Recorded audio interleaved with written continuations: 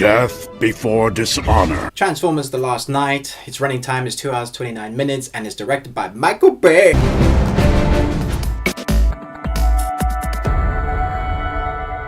Okay, so let me try and break down the story. I will, of course, do the best amount of non-spoilers as possible, but some parts may be unavoidable, as you'll see once I get going. Okay, so here we go.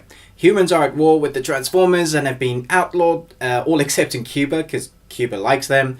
Transformers are still arriving on Earth in their drones, way too many for the government to keep track of. Optimus has left planet Earth seeking his makers.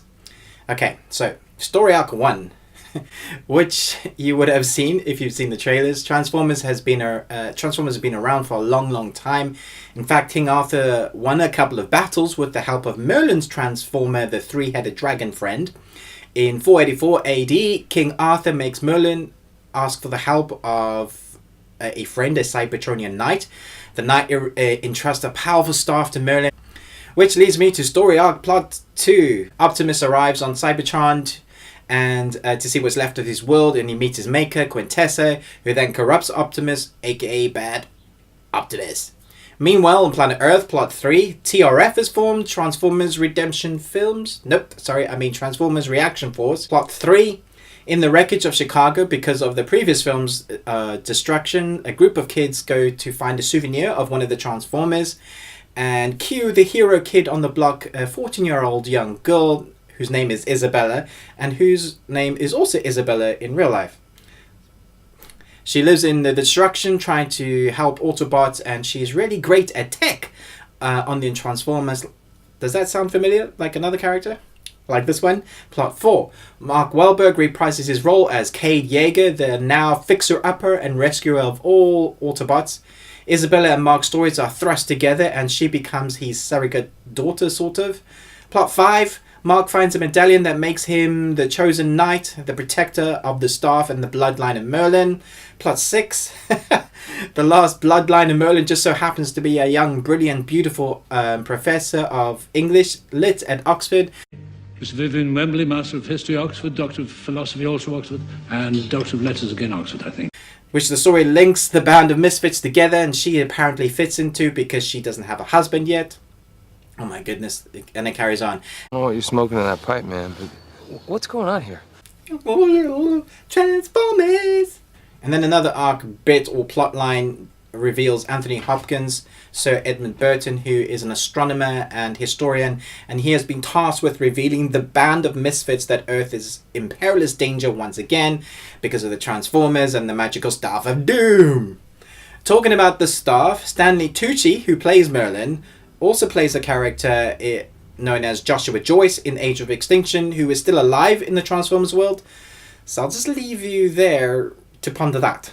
I have another 9 plot points or story arc bits which I could go into, but I won't, because I think you're getting the idea. You may be thinking, well, that doesn't sound all that bad. In fact, it wouldn't be all that bad if the story was set in this way, coherently. Plot meets arc in a way that we can understand. Instead, if you take all these points and jumble them up together and then add another 9 for good measure, then you have the beginnings of what looks like The Last Night. So this is the way I see it. If you have watched the last few Transformer films, then you should watch this one because you're already a fan and will probably love this film.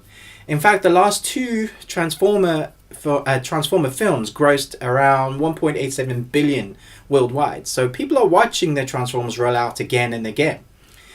So, you cannot, I repeat, you cannot watch these films with an adult brain, or like me, with a film critic brain, because if you do, that'll make you shout at the film, well, in your head, ranting about things like incoherent storylines, awful cheesy scripting, some of the new abilities that the Autobots now have just to further along the plot, about Tucci and Isabella, and so much more.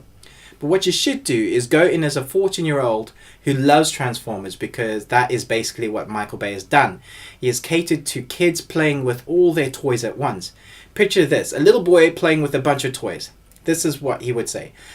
I know, I'll get a bunch of Transformers who can turn into dragons and cars and stuff, and there's magic and King Arthur and Merlin and Decepticons bringing their planet to ours and sucking Earth's life force. Ooh, wait, says the 14-year-old, we'll call him Bay Boy. what if Earth wasn't Earth and something else? And then adds a load of pretty girls because I'm 14 and that's the way I think now, mostly. And they mostly come at night. Mostly. And then Anthony Hopkins, because he's cool and I've seen Silence of the Lambs way before I was allowed to. And then give him a deranged split personality Autobot ninja that is basically Jeeves or Batman's Alfred, because that's cool, right? Oh yeah, and pretty girls. One should be English and play polo because that's pretty much what smart girls do in England, right? They play polo.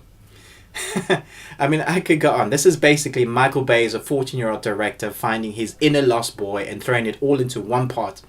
This is what The Last Night is, an incoherent babble of mess seen through adults' eyes. But through a child's eyes, it is a wondrous toy box filled with goodiness that if you stick your hand back into, you never know what you're going to get.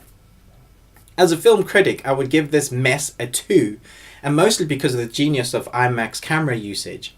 But as a 14-year-old boy, I would give this film a magical pony 9 out of 5. It is of my opinion that everybody should go and watch this film though, because it's worth studying alone just for the mess. Micheal Bay is seemingly being allowed to do whatever he wants, and because he makes so much money, that's probably the reason.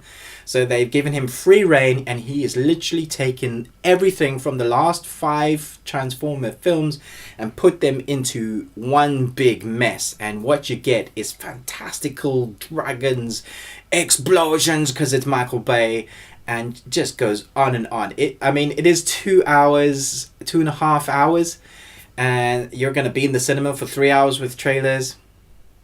If you want just complete escapism nonsense, then this is for you.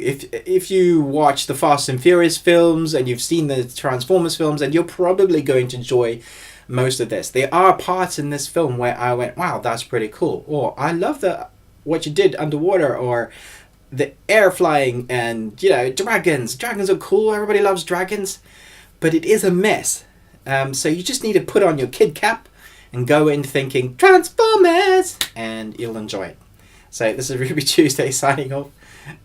Look out for our next film review, which will be Okja. I don't know why I did that. Okja. Okay, bye.